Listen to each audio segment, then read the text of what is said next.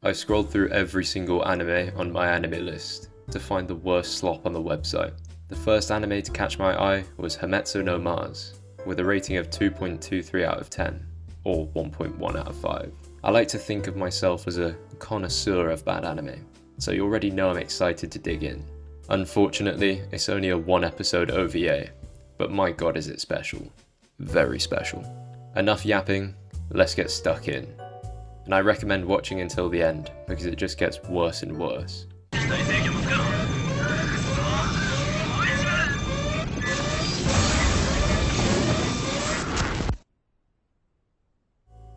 The first thing I want to point out is how dated this anime looks.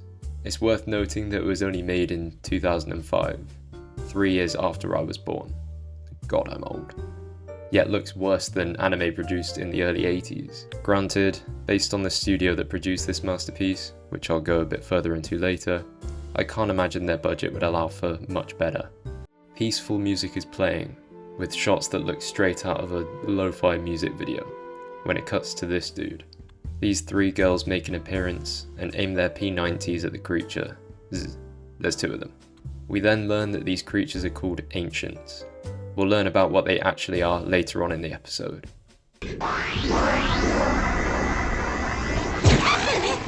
Oh, you poor girl. Speaking of poor people, I'm currently trying to reach 1,000 subscribers so I can get monetized and justify spending hours of my life watching this shit.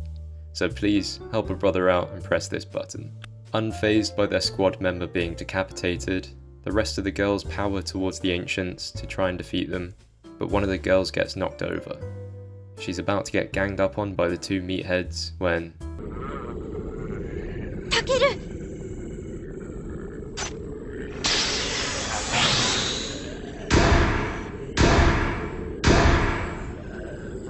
Kaiju number 8's seen better days.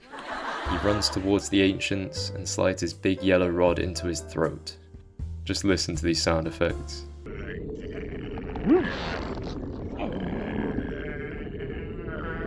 The other ancient attacks him from behind, but Takeru spawns in another yellow lightsaber and stabs him through the chest. Seriously, where did that come from? Takeru then collapses and wakes up in a hospital bed all beat up. The girl next to him is unfortunately announced dead. Yeah, no shit, she just lost her head.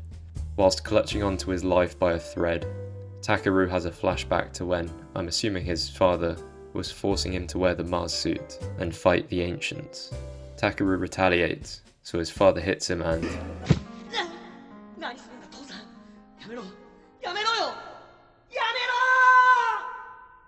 Okay. After his wholesome father and son flashback, he comes back to life. We then cut to this blonde woman talking about bringing the fallen fragments of the Mars exploratory vessel back to America, and that their organization, the AAST, have been ordered to take them to the airplane. You know, this scene kind of reminds me of those pictures where you can't tell what anything is, because no matter how many times I rewatch it, I have no fucking clue what they're talking about.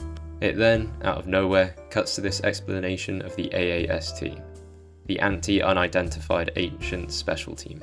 To give you a quick rundown, they're basically a special team formed to fight off ancients like these guys. It's made up of people taken from police organizations, each of whom is an expert in something, whether that be sword fighting, firearms, or information analysis.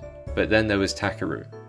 Before he joined the AAST, he was just a typical school student, and yet for some unknown reason, he's the only one that uses the Mars suit. Later on, the girls are driving around the city doing some security duty, when a big fucking laser obliterates the car in front. More ancients have come to wreak havoc, so Takeru gets suited up, ready to attack, but this time something's off. An ancient they've never seen before, one that's clearly leagues above the rest, makes an appearance. Takeru, being an absolute alpha, claims this big boy as his own, and tells the girls to fight the small fry. He runs into it with his weapon drawn, but the ancient grabs his hand before he can attack, snaps his arm, and throws him into a car. It then heads towards the girls and beats the shit out of them. The green-haired girl, Shizuka, approaches the wounded Takeru and presents him a rifle. He shoots the ancient, and the ancient dies a very anticlimactic death. Everyone is now taking a break after the attack when Oh no, the big scary ancient is still alive. 忘れるな。お前、言葉を話すのか。この星を侵略したのは貴様たちなのだ。俺たちこそ地球人。 Okay, so, as it turns out, the ancients are the real humans, and these guys, who were apparently born on Mars, invaded Earth. Sure, the girls then shoot the ancient to death. The end. Well, that was something. You know, sometimes when watching these shows to make my videos, I really start to question, what am I doing with my life? This is probably the most confusing thing I've ever watched, and I can certainly see why it's rated so low. After doing some digging, I realised there's a couple reasons behind why it's so bad. The Mars of Destruction OVA was actually only created to help promote the PS2 game of the same name. The video game, developed by Design Factory, is your typical romance visual novel. I tried finding some more information about it and stumbled upon Leo Hashi's 1 hour video, which I recommend you go and watch. I'll link it in the description. Surprisingly, you can still find copies of the game, factory sealed on eBay, going for almost $50. But ironically, even though the anime was made to promote the game, it's made me want to avoid it like the plague. So why is Mars of Destruction rated so poorly? Well, if I'm being honest, I can't really think of anything good to say about it. The characters are goofy as hell, the sound engineering is horrendous, there's scenes where the music literally just changes out of nowhere.